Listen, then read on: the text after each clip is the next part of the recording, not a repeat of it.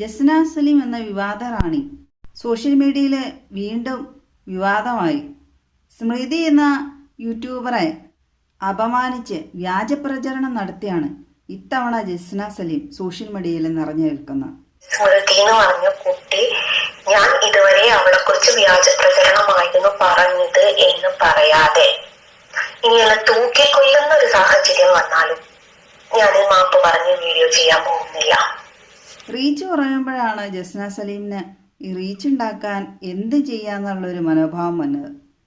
ഉടനെ ആരെങ്കിലുമൊക്കെ ചീത്ത പറയുക, വ്യാജ പ്രചാരണങ്ങൾ നടത്തുക, വർഗീയ വിഷയം കുത്തിവെച്ച് മടുത്തു. ഇനി അടുത്തത് വ്യക്തിഹത്യയാണ്. ഈ സ്മൃതിയുടെ വീഡിയോസ് ഞാൻ കാണാറുണ്ട്. വളരെ നല്ല, ആർക്കും ഇഷ്ടപ്പെടുന്ന വീഡിയോസാണ്. നീതിക്ക് വേണ്ടി തന്നെയാണ് ആ കുട്ടി അതിൽ സംസാരിക്കാറുള്ളത്. വളരെ സാമൂഹിക പ്രതിബദ്ധത ഉള്ള ഒരു കുട്ടിയായിട്ടാണ് സ്മൃതിയെ എനിക്ക് മനസ്സിലാക്കാൻ കഴിഞ്ഞത് സ്മൃതിയുടെ വീഡിയോസിലൂടെ. അതേ സ്ഥാനത്ത് ഈ ജസ്ന സലീം എന്ന സ്ത്രീ അവർക്ക് തന്നെ എന്തെങ്കിലും ഗുണം ചെയ്യുന്നുണ്ടോ? ഉണ്ടാകുമായിരിക്കും. യൂട്യൂബിലൂടെ നെഗറ്റീവ് രീതിയിൽ വന്ന് വൈറലായി കുറേ പബ്ലിസിറ്റി കിട്ടി റീച്ച് കിട്ടാനുണ്ടാവുമായിരിക്കും. സമൂഹത്തിന് എന്ത് നന്മയാണ് ഈ സ്ത്രീനെ കൊണ്ടുള്ളത്? ജസ്ന സലീം പടച്ചുവിട്ട വ്യാജപ്രചരണത്തിൻ്റെ സ്മൃതിയുടെ ഏത് യൂട്യൂബ് ചാനലിൻ്റെയും വീഡിയോസ് എടുത്ത് നോക്കിയാൽ അതിൻ്റെ കമൻസിലെല്ലാം ഈ ജസ്നയ്ക്ക് എതിരായിട്ടാണ് വന്നേക്കുന്നത്. എല്ലാവരും സ്മൃതിനെ സപ്പോർട്ട് ചെയ്തുകൊണ്ടാണ് ഭൂരിപക്ഷം പേരും.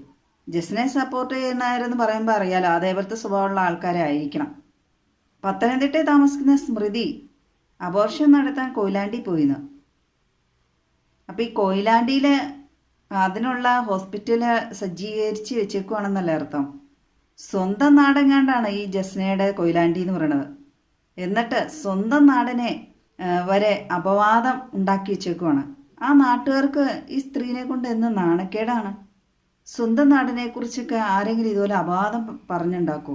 സ്വന്തം പല്ലിയുടെ ജസ്ന സലീം തന്നെയാണ് കുത്തി നാറ്റിക്കണത്.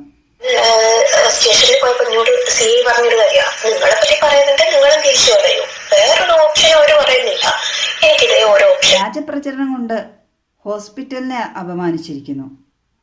പിന്നെ ഏതോ ഒരു CI പറഞ്ഞു ഇയാൾക്കെതിരെ ആരെങ്കിലും പറഞ്ഞിട്ടുണ്ടെങ്കിൽ പകരത്തിന് പകരം വ്യാജപ്രചരണം നടത്തണമെന്ന്. അങ്ങനെ പോലീസുകാരെ അവർക്കെതിരെ അപവാദം. സ്മൃതി വിവാഹം ചെയ്യാത്ത കുട്ടിയായതുകൊണ്ടായിരിക്കും അങ്ങനെ ഒരു വ്യാജപ്രചരണം അഴിച്ചുവിട്ടത്. ജസ്ന സലീമിന് മക്കളൊക്കെ ഉള്ളതല്ലേ, കാരണം കൂടാതെ ശാപം പറ്റുകയില്ല. ജസ്ന സലീം ആരോപിക്കുന്ന വ്യാജ പ്രചരണങ്ങൾക്ക് കാരണമുണ്ടെങ്കിൽ തീർച്ചയായും ശാപം പറ്റിയിരിക്കും. ഈ ജസ്നയുടെ വീഡിയോയിൽ കണ്ടിട്ടുണ്ട് ഹസ്ബൻഡ് ഗൾഫിലെങ്ങാണ്ടാണെന്ന്.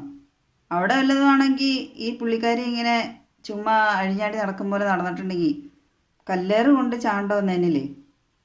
അതുകൊണ്ടാണോ ഇനി അങ്ങോട്ട് പോകാത്ത? അവിടെ തന്നെ ആണെങ്കിൽ ഹസ്ബൻഡ് അങ്ങോട്ട് കൊണ്ടുപോകാത്താണോ? ആത്മഹത്യ എങ്ങനെ ചെയ്യാന്നുള്ള വീഡിയോ വരെ ചിത്രീകരിച്ചിട്ടുണ്ടായിരുന്നു സ്ത്രീ. ആത്മഹത്യ പാപമാണെന്നുള്ളതാണ് എല്ലാ മതങ്ങളും തന്നെ പഠിപ്പിക്കുന്നതാണ് എൻ്റെ വിശ്വാസം. സമൂഹത്തെ പല രീതിയിൽ തെറ്റായ രീതിയിൽ നയിക്കാൻ നോക്കിയ ഒരു സ്ത്രീയാണ് ഈ ജസ്ന സലീം. കോഴിക്ക് കൊണ്ടതല്ലേ ശീലം എന്ന് പറഞ്ഞ പോലെ സ്വന്തം സ്വഭാവം അങ്ങനെ ആയതുകൊണ്ടായിരിക്കും സ്മൃതി അവിടെ അബോർഷന് പോയതായിട്ട് തോന്നിയത്. ജസ്ന മാത്രമായിരിക്കുമല്ലോ സ്മൃതിയെ ഈ സോഷ്യൽ മീഡിയാസിൽ കണ്ട് പരിചയമുള്ളത്. വേറെ ആരെങ്കിലും സ്മൃതിയെ അവിടെ വെച്ച് കണ്ട് പരിചയമില്ലാതിരിക്കുമോ? അടുത്ത തുറപ്പിയിട്ട് ജസ്നയുടെ ഒരു പയ്യൻ്റെ പേര് ചേർത്താണ് സ്മൃതിയെ കുട്ടി പറഞ്ഞേക്കുന്നത്. വ്യാജപ്രചരണമാണെന്നുള്ള മനസ്സിലാക്കാൻ വലിയ ബുദ്ധിയുടെ ആവശ്യമൊന്നുമില്ല. ജാതിപ്പേര് ചേർത്തുള്ള ഒരു പയ്യൻ്റെ പേരിലാണ് സ്മൃതിനെ കൂട്ടിച്ചേർത്ത് പറഞ്ഞേക്കണമെന്ന്. അപ്പം എന്തുകൊണ്ട് അന്യമതസ്ഥനായ ഒരാളുടെ പേര് അതിനകത്ത് വന്നില്ല? ജസ്നയെക്കുറിച്ചുള്ള സ്മൃതിയുടെ വീഡിയോയിൽ ജസ്നയുടെ വർക്കിനെയാണ് സ്മൃതി വിമർശിച്ചിരിക്കുന്നത്.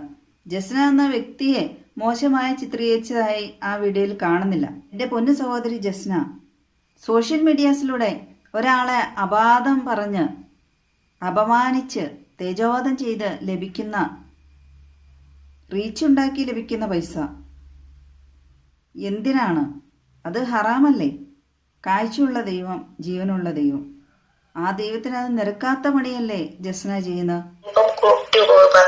കൊയിലാണ്ടി ഹോസ്പിറ്റലിൽ പോയിട്ട് കുട്ടി എന്താ ഇഷ്യൂസ് ഉണ്ടാക്കുന്നതെന്ന് വെച്ചാൽ അത് ഉണ്ടാക്കിക്കോ, എനിക്കൊരു വിഷയമില്ല. കൊയിലാണ്ടി ഹോസ്പിറ്റൽ എന്ന് പറയുമ്പോൾ സാധാരണ സ്ഥലത്തിൻ്റെ പേര് ചേർത്ത് പറയുമ്പോൾ പ്രത്യേകം എടുത്ത് പറയേണ്ട കാര്യമില്ലല്ലോ. അത് പ്രൈവറ്റ് ഹോസ്പിറ്റലാകാൻ സാധ്യതയില്ല എന്നുള്ള സാമാന്യ ബോധമുള്ള ആർക്കും മനസ്സിലാകും. അബോർഷൻ കേസായതുകൊണ്ട് ജസ്ന കാരണം കൊയിലാണ്ടിയിലെ ഗൈനക്കോളജിസ്റ്റുമാർക്ക് വലിയ തലവേദനയും. ജസ്ന ശരിക്കും പറഞ്ഞാൽ എന്താണ് ചെയ്യേണ്ടത്? സ്മൃതി അങ്ങനെ ഒരു അബോർഷൻ കേസായിട്ട് വന്നെങ്കിൽ അവിടെ വെച്ച് അന്നേരം തന്നെ പ്രതിഷേധിക്കണ്ടായിരുന്നോ? കാരണം അത് നിയമപരമായി പാടില്ലാത്ത കാര്യമാണല്ലോ. അത്രയ്ക്ക് നല്ലവളാണെങ്കിൽ അതല്ലേ ചെയ്യേണ്ടത്. സ്മൃതിയുടെ ഭാഗത്തുനിന്ന് അങ്ങനെ ഒരു തെറ്റുണ്ടായിട്ടുണ്ടെങ്കിലല്ലേ ജസ്ന പറയും പോലെ എല്ലാം സംഭവിച്ചിട്ടും ഉണ്ടായിരുന്നുള്ളൂ. ഈ ജസ്ന സലീം വ്യക്തമായിട്ട് ഹോസ്പിറ്റലിലെ ഡോക്ടറൊക്കെ പേര് വെളിപ്പെടുത്ത്. ഏതായാലും ഒരു ചെറുക്കൻ്റെ പേരും കൂടെ കണ്ടുപിടിച്ചല്ലോ സ്മൃതിക്ക്. ഈ ബാക്കി കൂടെ കണ്ടുപിടിക്കാൻ ബുദ്ധിമുട്ടൊന്നും കാണൂലല്ലോ, വ്യാജപ്രചരണം ആയതുകൊണ്ട്. ജസ്ന സലീം എന്ന അനീതിയും സ്മൃതി എന്ന നീതിയും തമ്മിലുള്ള പോരാട്ടമാണ് സോഷ്യൽ മീഡിയയിൽ നടക്കുന്നത്. ഇപ്പോൾ സ്മൃതിയുടെ ഭാഗത്ത് തന്നെയാണ് 100% ശരി എന്ന് തന്നെ വിശ്വസിക്കുന്നു. തീർച്ചയായും സ്മൃതി എന്ന നീതിക്കാണ് ഫുൾ സപ്പോർട്ട്. കാരണം പൊതുജന കഴുതിയല്ല, പൊട്ടന്മാരല്ല.